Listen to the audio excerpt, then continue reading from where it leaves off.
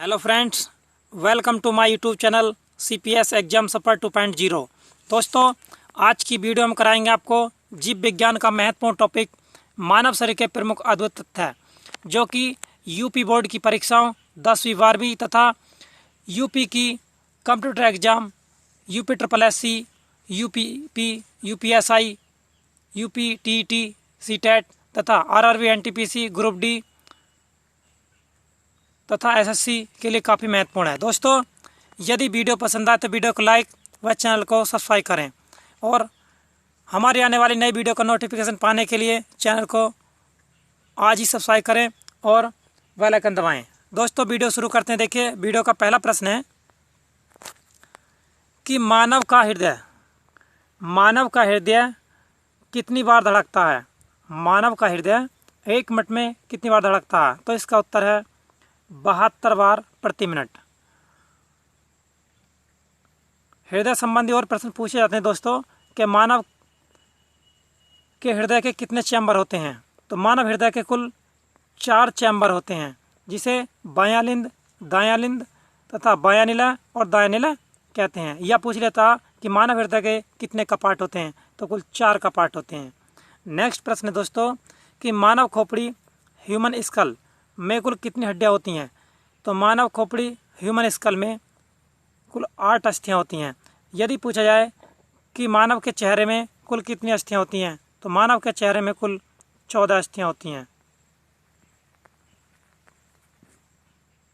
Next प्रश्न है दोस्तों कि स्वस्थ मनुष्य की श्वसन गति कितनी होती है।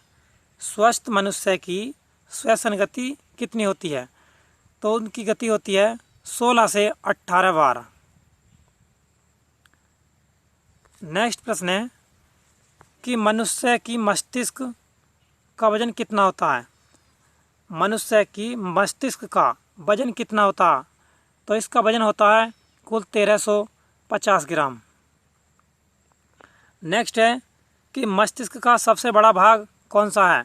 तो मस्तिष्क का सबसे बड़ा भाग होता है प्रमस्तिष्क, जिसे सेरेब्रम भी कहा जाता है। नेक्स्ट प्रश्न दोस्तों, एक प्रश्न और मस्तिष्क से बनता है कि मस्तिष्क के कुल कितने भाग होते हैं। तो मस्तिष्क के कुल 3 भाग होते हैं, जिसे अग्र मस्तिष्क, मध्य मस्तिष्क और पश्चिमस्थ मस्तिष्क कहा जाता है। नेक्स्ट प्रश्न दोस्तों, वृक्क या किडनी या गुर्दे इन्हें कहा जाता है, इनका वजन कुल कितना होता है। तो इनका वजन कुल होता है 150 ग्राम। और मानव शरीर में कुल एक जोड़ी वृक्क या गुर्दे होते हैं। नेक्स्ट प्रश्न दोस्तों कि शरीर की सबसे बड़ी हड्डी कौन सी होती है। मानव शरीर की सबसे बड़ी अस्थि या हड्डी कौन सी होती है। तो मानव शरीर की सबसे बड़ी अस्थि होती है फीमर, जो कि जांघ में स्थित होती है। नेक्स्ट प्रश्न है कि मनुष्य शरीर की सबसे छोटी हड्डी होती है, या मानव शरीर की सबसे छोटी हड्डी या अस्थि कौन सी है। तो सबसे छोटी अस्थि है स्टेपीज, जो कि कान में स्थित होती है। और एक प्रश्न और पूछा जाता है कान से संबंधित कि कुल अस्थियां कान में कितनी होती हैं, या कान में कुल कितनी अस्थियां होती हैं। तो एक कान में कुल 3 अस्थि होती हैं, जबकि दोनों कानों में मिलाकर कुल 6 अस्थियां होती हैं। नेक्स्ट प्रश्न है कि शरीर में सबसे मजबूत हड्डी कौन सी है। मानव शरीर में सबसे मजबूत हड्डी कौन सी है। तो मानव शरीर की सबसे मजबूत हड्डी होती है जबड़े की हड्डी। नेक्स्ट है कि मानव शरीर में जल की मात्रा कितनी होती है। तो मानव शरीर में जल की मात्रा 65 से 80% होती है। नेक्स्ट प्रश्न है कि रक्त की मात्रा शरीर के भार का कितने प्रतिशत होती है। रक्त की मात्रा शरीर के भार का कितना प्रतिशत होती है। तो कुल 7% रक्त की मात्रा शरीर के भार का कुल 7% होती है। नेक्स्ट प्रश्न है मोस्ट इम्पोर्टेंट प्रश्न दोस्तों कि मनुष्य में रक्त की मात्रा कितनी होती है?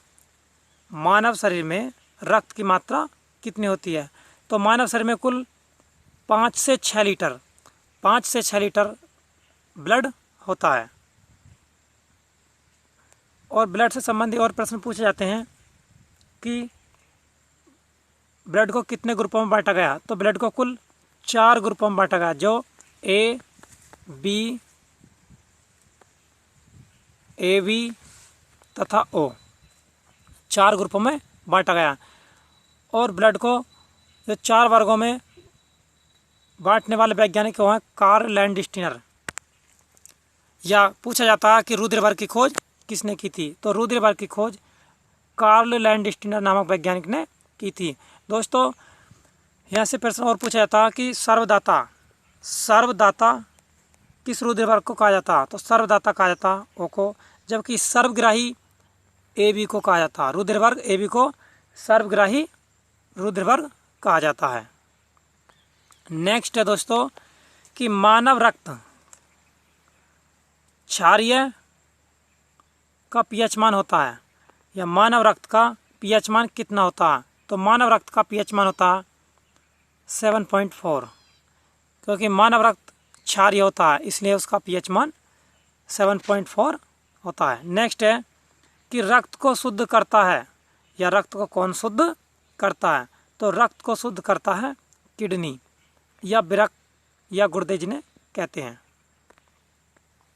नेक्स्ट दोस्तों कि लाल रक्त कणिकाएं का निर्माण कहाँ होता? मानव शरीर में लाल रक्त कणिकाओं का निर्माण कहाँ होता? या रेड ब्लड सेल्स का निर्माण कहाँ होता? तो इनका निर्माण होता है अस्थि मज्जा में। दोस्तों वीडियो में सही प्रश्न काफ़ी महत्वपूर्ण है। दोस्तों वीडियो अगर पसंद आ रही तो वीडियो को लाइक करें और शेयर करें। देखिए नेक्स्ट है कि लाल रक्त कण का जीवन काल कितना होता है, या लाल रक्त कणिकाओं का जीवन काल कितना होता है? तो लाल रक्त कणिकाओं का जीवन काल होता है 120 दिन। नेक्स्ट है श्वेत रक्त कणिकाएं या WBC। लाल रक्त कणिकाओं को RBC तथा श्वेत रक्त कणिकाओं को WBC भी कहा जाता है। तो WBC या श्वेत रक्त कणिकाओं का जीवन काल होता है 1 से 4 दिन। नेक्स्ट प्रश्न दोस्तों कि श्वेत रक्त कणिकाओं को क्या कहा जाता है? श्वेत रक्त कणिकाओं को क्या कहा जाता है? तो श्वेत रक्त कणिकाओं को ल्यूकोसाइट कहा जाता है, ल्यूकोसाइट कहा जाता है। नेक्स्ट है RBC या रेड ब्लड सेल्स को क्या कहते हैं? तो रेड ब्लड सेल्स को इरिथ्रोसाइट भी कहा जाता है।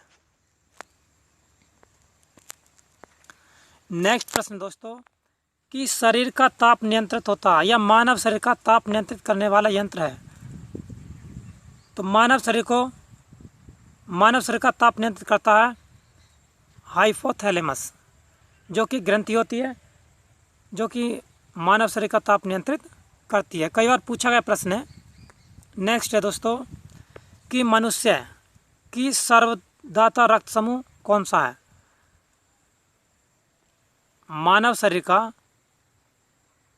रुधिर वर्ग कौन सा जो कि सर्वदाता कहलाता है? तो वह है O। नेक्स्ट है मनुष्य की सर्वग्राही रक्त समूह या रुधिर का कौन सा वर्ग सर्वग्राही कहलाता है? तो यह कहलाता है रुधिर वर्ग AB। मोस्ट इम्पोर्टेंट प्रश्न कि रक्तचाप या ब्लड प्रेशर जिसे कहते हैं को मापने में किस यंत्र का प्रयोग किया जाता है? रक्तचाप मापने में किस यंत्र का प्रयोग किया जाता है? तो रक्तचाप को मापने में स्फिग्नोमैनोमीटर का प्रयोग किया जाता है। नेक्स्ट है काफ़ी मोस्ट इम्पोर्टेंट प्रश्न दोस्तों कि ब्लड बैंक किसे कहते हैं? ब्लड बैंक किसे कहा जाता है? तो ब्लड बैंक प्लीहा या स्प्लीन को कहा जाता है। नेक्स्ट है कि भोजन का पाचन कहाँ से प्रारंभ होता है? भोजन का पाचन कहाँ से प्रारंभ होता है? तो इसका उत्तर है मुख से। मानव मुख से भोजन का पाचन की क्रिया प्रारंभ होती है। नेक्स्ट प्रश्न है कि पचे हुए भोजन का अवशोषण कहाँ होता है। पचे हुए भोजन का अवशोषण कहाँ होता है? तो पचे हुए भोजन का अवशोषण होता है छोटी आंत में। और छोटी आंत संबंधी एक प्रश्न और पूछा जाता कि मानव की छोटी आंत की लंबाई कुल कितनी होती है। तो इसकी लंबाई होती है कुल 6 मीटर। छोटी आंत की लंबाई 6 मीटर होती है, जबकि बड़ी आंत की लंबाई होती है 1.5 मीटर। और मुख संबंधी एक प्रश्न और पूछा जाता है दोस्तों कि मानव मुख में जो लार स्रावित होती है उसमें कौन सा एंजाइम होता है। तो उसमें होता है टायलिन। टायलिन नामक एंजाइम होता है। नेक्स्ट प्रश्न दोस्तों कि पित्त, मोस्ट इम्पोर्टेंट प्रश्न, कई बार पूछा गया प्रश्न दोस्तों कि पित्त या वाइल स्रावित होता है। पित्तरस किससे स्रावित होता है? तो पित्तरस स्रावित होता है यकृत से, या जिसे लीवर भी कहा जाता है। मानव यकृत से पित्त का निर्माण होता है। और एक प्रश्न और पूछा जाता है कि यकृत से स्रावित होने वाला पित्तरस कहाँ जमा होता है। तो यह जमा होता है पित्ताशय में। पित्तरस स्रावित होता है यकृत से, जबकि जमा होता है पित्ताशय में। और एक प्रश्न और पूछा जाता है कि मानव शरीर की सबसे बड़ी ग्रंथि, मानव शरीर की सबसे बड़ी ग्रंथि कौन सी है। तो सबसे बड़ी ग्रंथि है यकृत, जिसे लीवर भी कहते हैं, जबकि सबसे छोटी ग्रंथि होती है हमारी मास्टर ग्रंथि। मास्टर ग्रंथि या पिट्यूटरी ग्रंथि, इसे कई नामों से जाना जाता है दोस्तों। मास्टर ग्रंथि, पिट्यूटरी ग्रंथि, पीयूष ग्रंथि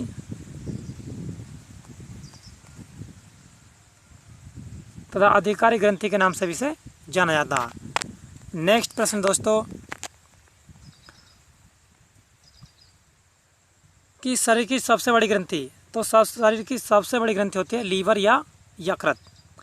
नेक्स्ट है सबसे छोटी ग्रंथि, मास्टर ग्रंथि कौन सी? तो इसे यह है पिट्यूटरी या पीयूष ग्रंथि।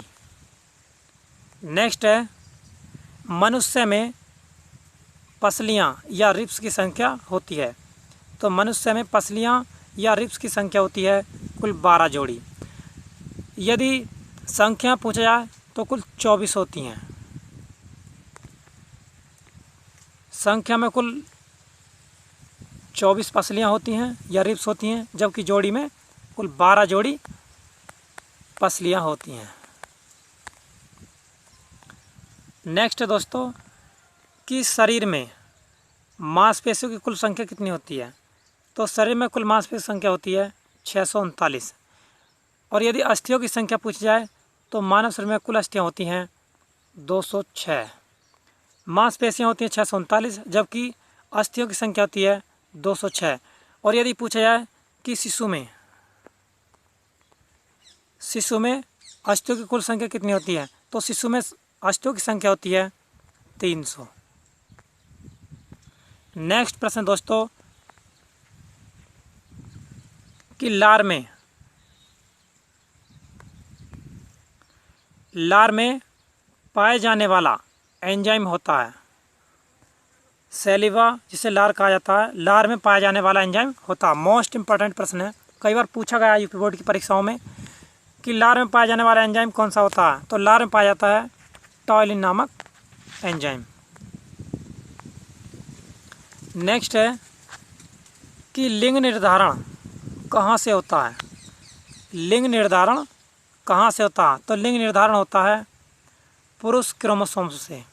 दोस्तों लिंग निर्धारण संबंधी और प्रश्न पूछे जाते हैं कि मानव में जो लिंग गुणसूत्र पाए जाते हैं कौन कौन से होते हैं। तो पुरुष में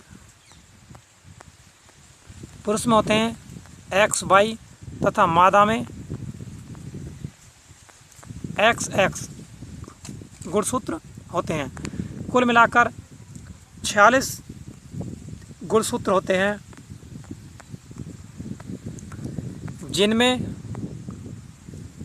22 जोड़े ऑटोसोम्स,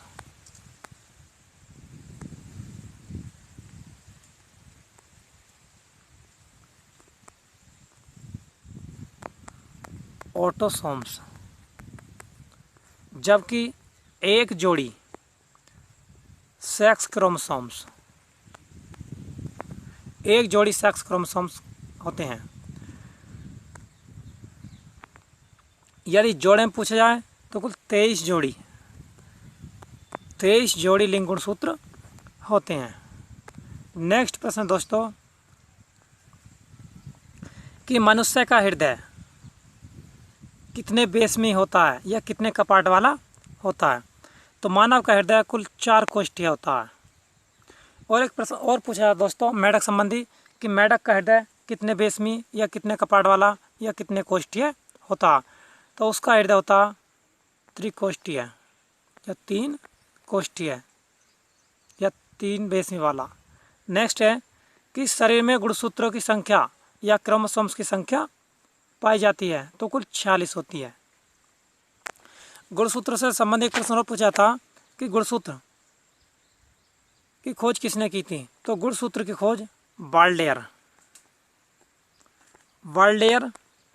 नामक वैज्ञानिक ने की थी, जो कि सन 1888 ईस्वी में की थी।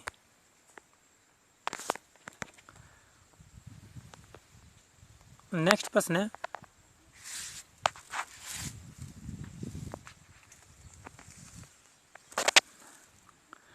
कि शरीर का सबसे बड़ा अंग कौन सा है? तो शरीर का सबसे बड़ा अंग होता है त्वचा। नेक्स्ट प्रश्न है कि शरीर में अमीनो अम्लों की संख्या कुल कितनी होती है? तो शरीर में अमीनो अम्लों की संख्या होती है कुल 22। नेक्स्ट है कि शरीर में प्रतिदिन मूत्र का निर्माण कितना होता है? मानव शरीर में प्रतिदिन कितना मूत्र बनता है? तो कुल बनता है 1.5 लीटर या कुल 1.5 लीटर। और एक प्रश्न और पूछा जाता है कि मूत्र का पीला रंग किसके कारण होता है? तो मूत्र का पीला रंग होता है यूरोक्रोम के कारण।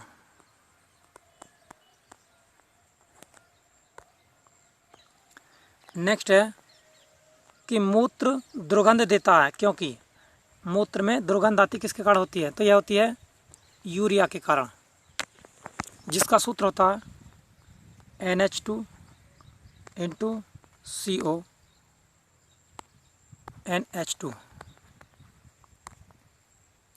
नेक्स्ट प्रश्न है कि मानव मूत्र अम्लीय का pH मान होता है, मानव मूत्र का pH मान कितना होता है? तो मानव मूत्र का pH मान होता है कुल 6। नेक्स्ट प्रश्न है कि शरीर का सामान्य तापमान सेल्सियस, फ़ारेनहाइट तथा केल्विन में कितना होता है? तो शरीर का तापमान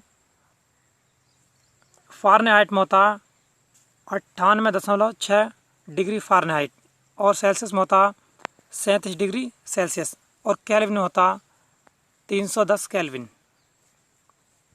नेक्स्ट है कि मानव शरीर में टीबिया नामक अस्थि कहाँ पाई जाती है? टीबिया नामक अस्थि कहाँ पाई जाती है? तो यह पाई जाती है पैरों में। नेक्स्ट है कि दांतों और हड्डियों की संरचना के लिए आवश्यक तत्व कौन सा है? दांतों और हड्डियों की संरचना के लिए आवश्यक तत्व कौन सा है? तो आवश्यक तत्व होता है कैल्शियम तथा फास्फोरस। कैल्शियम का प्रतीक होता Ca, जबकि फास्फोरस का होता P। ये दोनों मिलकर दांतों तथा हड्डियों की संरचना के निर्माण आवश्यक होते हैं। नेक्स्ट है कि रुधिर को थक्का जमने में सहायक होता है, तो यह होता है रुधिर प्लेटलेट्स। नेक्स्ट है कि मस्तिष्क तथा सिर के अध्ययन से संबंधित विज्ञान को क्या कहते हैं? मस्तिष्क तथा सिर के अध्ययन से संबंधित विज्ञान को क्या कहते हैं? तो इसे कहा जाता फ्रेनोलॉजी। नेक्स्ट है कि श्वसन के दौरान सर्वाधिक मात्रा में ली गई गैस कौन सी होती है? तो श्वसन के दौरान सर्वाधिक मात्रा में ली गई गैस नाइट्रोजन या N2 होती है। नेक्स्ट है कि जीवित जीवाश्म कौन सा है?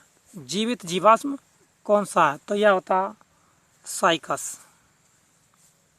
नेक्स्ट है मोस्ट इम्पोर्टेंट प्रश्न दोस्तों कि मिनी माता रोग किसके कारण होता है? मिनी माता रोग किसके कारण होता है? तो यह होता है जल में मरकरी के प्रदूषण से। जल में मरकरी के प्रदूषण से। नेक्स्ट है कि मानव त्वचा ह्यूमन स्किन का अध्ययन करने वाली विज्ञान क्या कहलाती है? तो मानव त्वचा का अध्ययन करने वाले विज्ञान की शाखा कहलाती है डर्मेटोलॉजी। डर्मेटोलॉजी। नेक्स्ट है कि कीड़ों के अध्ययन करने वाली विज्ञान की शाखा को क्या कहा जाता है? कीड़ों के अध्ययन करने वाले विज्ञान की शाखा को एंटोमोलॉजी कहा जाता है। कीड़ों या कीटों, कीटों का अध्ययन करने वाले विज्ञान की शाखा को एंटोमोलॉजी कहते हैं। नेक्स्ट है पित्त, यह वाइल किस अंग के द्वारा पैदा होता है? तो यह होता है यकृत के कारण या लीवर के। नेक्स्ट है दुग्ध को पचाने वाला एंजाइम कौन सा होता है? दुग्ध को पचाने वाला एंजाइम कौन सा होता है? तो इसको पचाने वाला एंजाइम होता है रेनिन, जो कि दूध से दही का निर्माण करता है। नेक्स्ट है कि मानव शरीर में रुधिर बैंक का कार्य कौन करता है? तो रुधिर बैंक का कार्य करता तिल्ली, स्प्लेन या प्लीहा।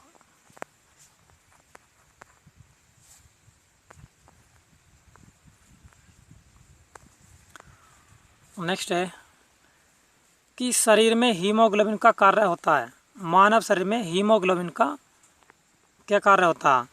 तो इसका महत्वपूर्ण कार्य होता ऑक्सीजन का परिवहन करना। नेक्स्ट है कि हीमोग्लोबिन में क्या होता है? तो हीमोग्लोबिन मात्रा होती है लोहे की। लोहे की मात्रा हीमोग्लोबिन में होती है। और पूछ लिया था कि रुधिर का रंग लाल किसके कारण होता? तो रुधिर का लाल रंग हीमोग्लोबिन के कारण ही होता है। और हीमोग्लोबिन में ग्लोबिन नामक प्रोटीन होती है।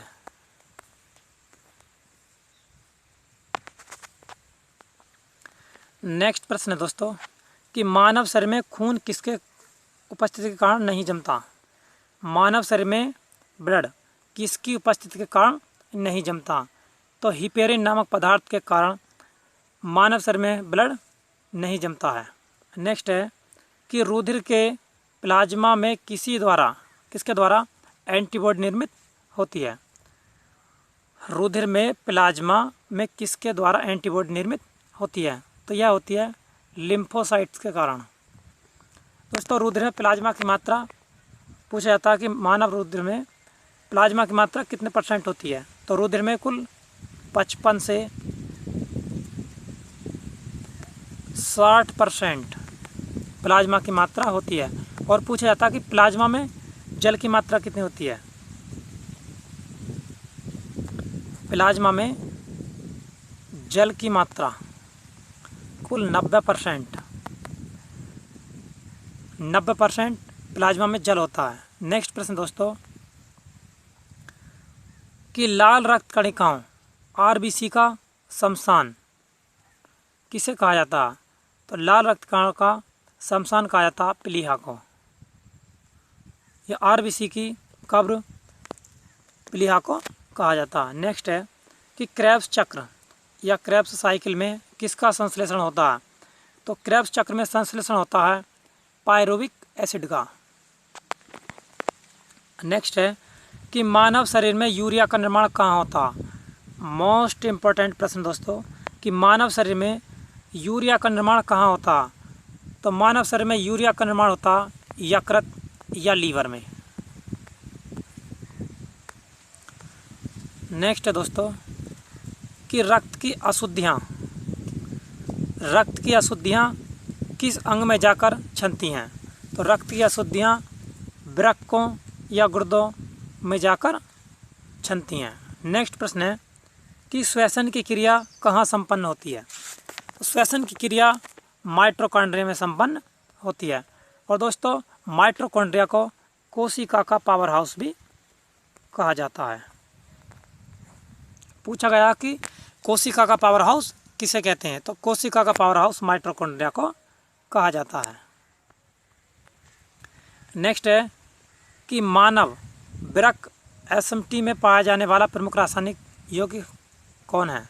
मानव वृक्क एसएमटी में पाए जाने वाला प्रमुख रासायनिक यौगिक कौन सा है? तो यह होता है कैल्शियम ऑक्सलेट। या मानव वृक्क में जो अशुद्धियाँ होती हैं जमकर कैल्शियम ऑक्सलेट का निर्माण करती हैं, जिसे आम भाषा में पथरी कहा जाता है, जो कि कैल्शियम ऑक्सलेट की बनी होती है। नेक्स्ट प्रश्न दोस्तों कि टेस्ट ट्यूब शिशुओं या टेस्ट ट्यूब बेबीज में विकास कैसे होता है? टेस्ट ट्यूब बेबी में शिशु का निर्माण कैसे होता है? तो अंडाणुओं का निषेचन टेस्ट ट्यूब में और विकास गर्भाशय में होता है। अंडाणु का निषेचन टेस्ट ट्यूब में होता है, जबकि शिशु का गर्भाशय में विकास होता है। टेस्ट ट्यूब बेबी वह प्रक्रिया जिसमें अंडाणु का निर्माण टेस्ट ट्यूब बेबी में होता है, टेस्ट ट्यूब में होता है, जबकि इसे बाद में गर्भाशय में प्रत्यारोपित करा दिया जाता है। नेक्स्ट है कि स्त्रियों के नसबंदी को क्या कहा जाता है? स्त्रियों के नसबंदी को क्या कहा जाता है? स्त्रियों के नसबंदी को ट्यूबेक्टोमी कहा जाता है। पूछा जाता है, कई बार पूछा गया है कि स्त्रियों की नसबंदी को क्या कहा जाता है, तो इसे कहा ट्यूबेक्टोमी। नेक्स्ट है पुरुषों की नसबंदी को क्या कहा जाता है? तो पुरुषों की नसबंदी को कहा जाता है वैसेक्टोमी, जबकि स्त्रियों को ट्यूबेक्टोमी कहा जाता है। नेक्स्ट प्रश्न दोस्तों कि गाय और भैंस के थनों में दूध उतारने के लिए किस हार्मोन्स की सुई लगाई जाती है? गाय और भैंस के थनों में दूध उतारने के लिए किस हार्मोन्स की सुई लगाई जाती है? तो यह लगाई जाती है ऑक्सीटोसिन नामक हार्मोन्स की। नेक्स्ट प्रश्न दोस्तों कि किसको अंतःस्रावी तंत्र का पेसमेकर कहा जाता है? किसको अंतःस्रावी तंत्र का पेसमेकर कहा जाता है? तो यह कहा जाता है थायरोक्सिन को, जो कि हार्मोन्स होता है। नेक्स्ट प्रश्न दोस्तों कि कौन सा हार्मोन्स लड़ो उड़ो हार्मोन्स कहलाता है? कौन सा हार्मोन्स लड़ो उड़ो हार्मोन्स कहलाता है? तो यह कहलाता है एड्रेनेलिन हार्मोन्स। एड्रेनेलिन हार्मोन्स जो कि 12 से 18 वर्ष की जो युवावस्था या किशोरावस्था होती है उस समय स्रावित होता है। नेक्स्ट प्रश्न दोस्तों कि जीवन रक्षक हार्मोन्स किस ग्रंथि से स्रावित होता है?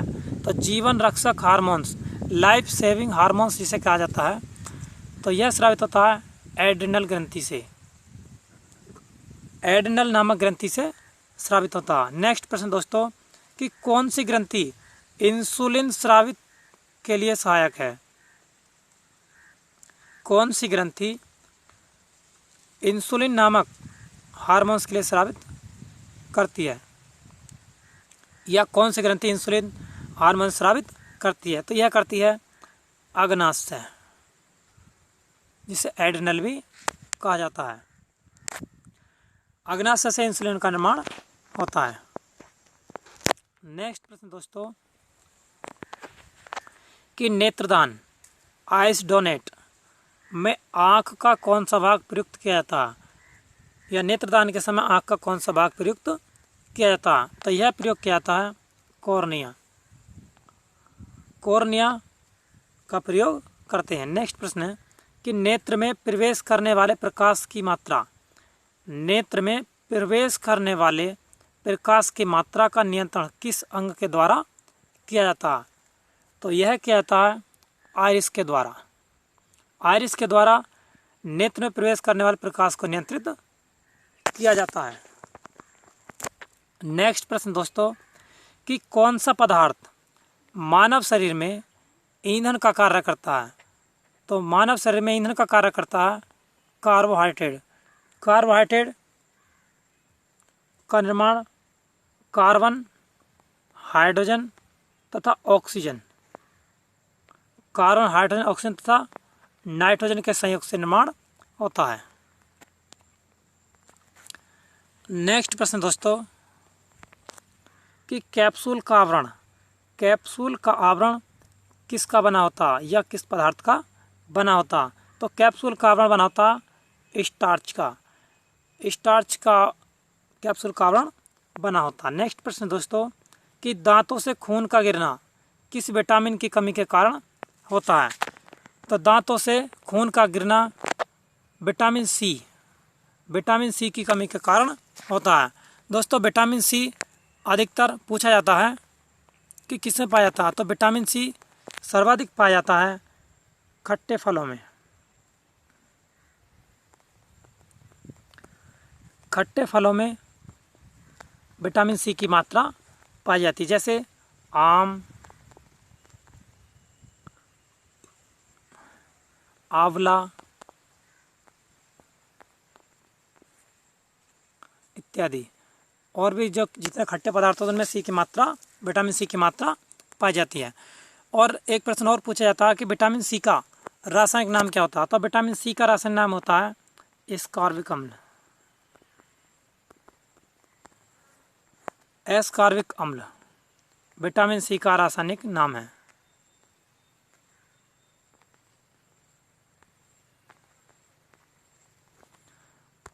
और इसकी कमी से रोग होता है स्कर्वी। पूछा जाता है कि विटामिन सी की कमी से कौन सा रोग होता है। तो विटामिन सी की कमी से रोग होता है स्कर्वी, जबकि विटामिन सी का नाम रासायनिक नाम होता है एस्कॉर्बिक अम्ल। दोस्तों इस वीडियो का अंतिम प्रश्न कि किस विटामिन में कोबाल्ट पाया जाता है। मोस्ट इम्पोर्टेंट प्रश्न दोस्तों कि किस विटामिन में कोबाल्ट पाया जाता है। तो विटामिन B12 में कोबाल्ट पाया जाता है। दोस्तों यदि वीडियो पसंद आए तो वीडियो को शेयर करें और लाइक करें।